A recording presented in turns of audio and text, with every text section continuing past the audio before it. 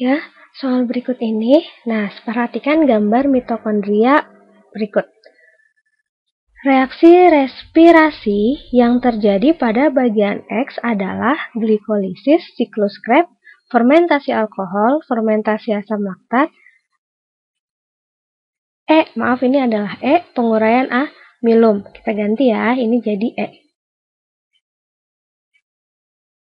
Ya, nah kita lihat gambarnya. Reaksi yang ditunjuk ini bagian apa? Ini adalah bagian dari matriks mitokondria. Nah, bagian matriks mitokondria itu berarti yang tengah-tengah ini, sedangkan lipatan-lipatan pada membran dalam nih yang ada, yang berlipat-lipat ini disebut dengan krista.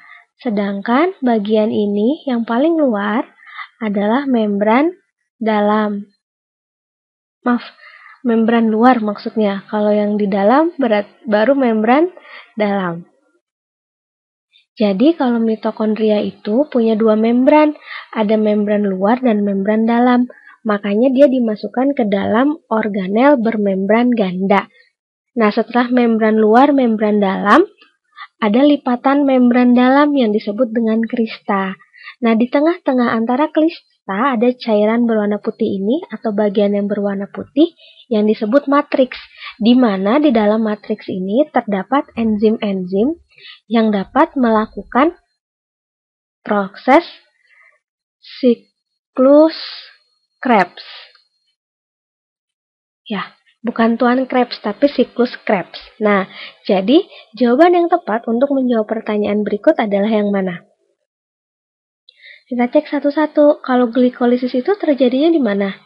Masih di luar mitokondria, yaitu lebih tepatnya di dalam sitoplasma atau di dalam sitosol atau cairan sel.